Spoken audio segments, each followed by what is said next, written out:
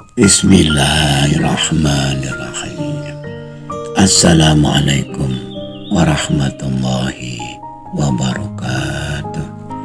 Wahai anak-anakku, murid-muridku yang senantiasa dirahmati oleh Allah SWT.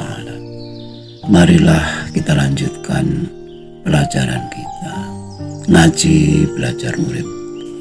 Kali ini kita masih membahas tentang haji. Namun Eyang tidak akan membahas mengenai teknik atau tata cara atau rukunnya haji, sebab hal itu menjadi ranahnya syariat yang tidak perlu diganggu gugat lagi. Yang mau Eyang bahas adalah hakikat haji. Haji dari sudut pandang hakikat. Sebagaimana telah kita ketahui bahwa secara hakikat Tuhan itu ada di setiap hati hambanya yang beriman. Selagi hamba itu meyakini adanya Tuhan di dalam dirinya atau di dalam keyakinannya. Secara syariat, inti haji adalah wukuf atau hadir di padang Arafah, dan tentu saja setelah mengenakan baju ihram dan setelah berniat berhaji. Bila berhaji adalah bertamu kepada Allah, maka niat haji adalah niat bertamu kepada Allah SWT. Mengunjungi rumahnya, bertemu dengan tuan rumahnya, itulah status bertamu. Tidak akan dikatakan bertamu bila hanya mengunjungi rumahnya saja tanpa bertemu dengan tuan rumahnya. Sekali lagi, tujuan bertamu adalah bertemu dengan tuan rumahnya, dan tentu saja ada suatu kepentingan tertentu. Lalu setelah kita bertemu dengan tuan rumahnya, apa kepentingan kita? Bila haji adalah panggilan Allah, itu berarti tuan rumah memanggil tamu, dan mestinya yang memanggil yang berkepentingan. Lalu apa pentingnya Allah memanggil kita? Bila hal itu kita tanyakan kepada mereka sepulang dari haji, lalu apa jawaban mereka? Benarkah Allah memanggil mereka? Lalu apa keperluannya? Pertanyaan-pertanyaan hakikat tentang haji, bila kita lontarkan kepada mereka yang berhaji secara syariat, tentu sulit untuk dapat menjawabnya. Oleh sebab itu, karena kemurahan Tuhan, disediakan dua pilihan secara syariat atau secara hakikat. Bagi yang cukup harta, apalagi kaya raya, tentu saja haji syariat akan jauh lebih menarik. Sedangkan bagi mereka yang miskin, cukuplah haji hakikat saja, meskipun tanpa gelar Pak Haji atau Bu Haji. Inti haji adalah wukuf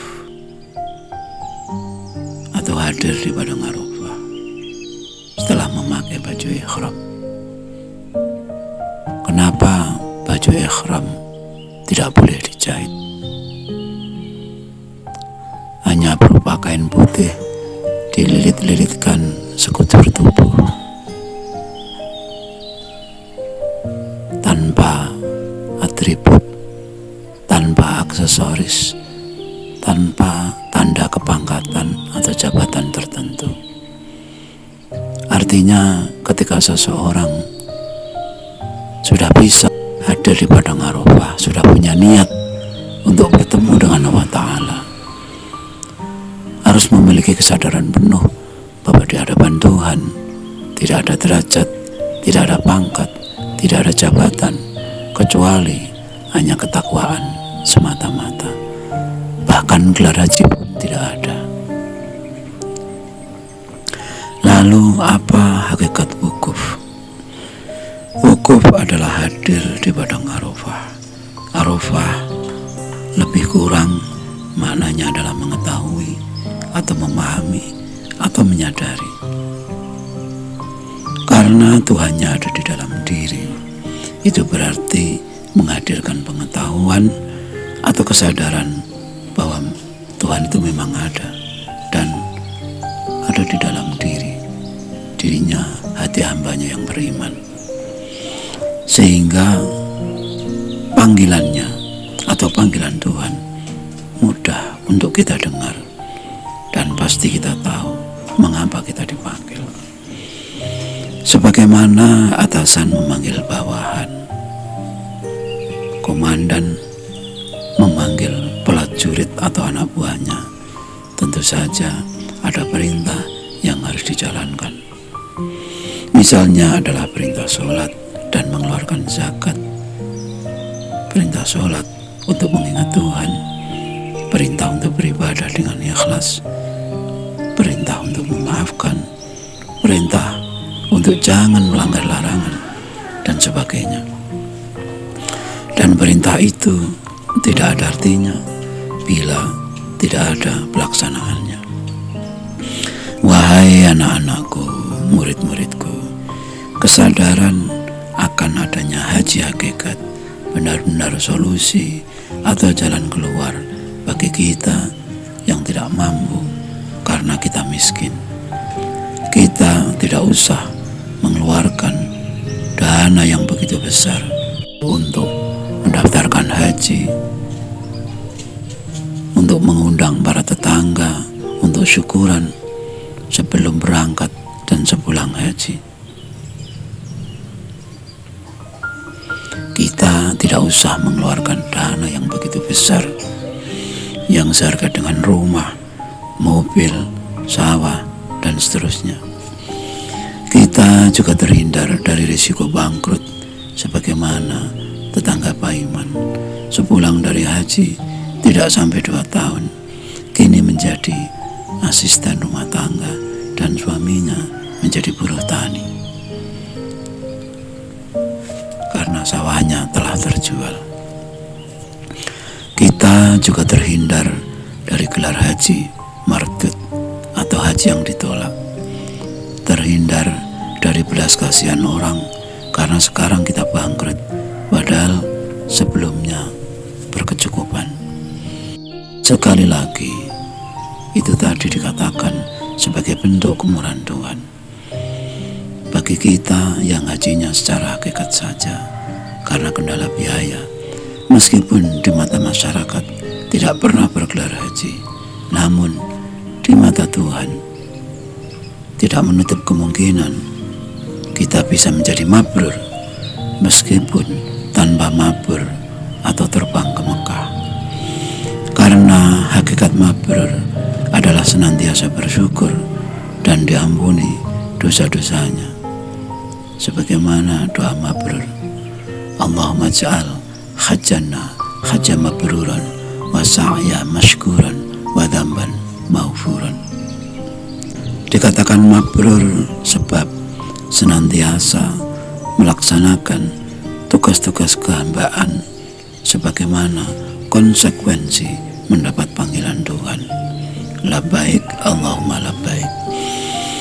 Tentu saja mabrur itu bukanlah sebuah gelar atau sebuah pengakuan saja, akan tetapi kenyataan yang terwujud dalam perbuatan yang seringkali tidak disadari oleh si pelakunya sendiri, mabrur atau tidak. Sekali lagi, mabrur adalah perilaku sehari-hari karena senantiasa bersyukur dan memaafkan, dan tidak berhubungan dengan pernah ke Mekah atau tidak. Apabila syarat mabrur adalah pernah ke Mekah, lalu bagaimana dengan mereka yang tinggal di kota Mekah? Bukankah mereka semua mudah sekali untuk disebut haji yang mabrur? Bagaimana dengan kita yang miskin dan jauh dari Mekah? Bolehkah kita iri atau cemburu pada mereka? Tuhan Maha Adil, Tuhan Maha Mengetahui dan pemurah. Hadirnya kesadaran haji secara hakikat adalah kabar gembira yang luar biasa. Sedangkan bagi kita yang hartanya melimpah, silahkan menikmati haji atau umroh sesuai dengan kemampuan, sesuai dengan kesukaan kita. Semua berpulang kepada kita sendiri. Bukankah Tuhan itu tergantung pada prasangka kita? Selamat menikmati pilihan-pilihan yang telah disediakan oleh Tuhan. Sekian dulu wajangan-wajangan yang mohon maaf atas segala kekurangan dan semoga selalu bermanfaat. Marilah berdoa bersama. Ya Allah, mudahkanlah jalan pengabdian kami kepadamu. Amin. Wassalamualaikum warahmatullahi wabarakatuh.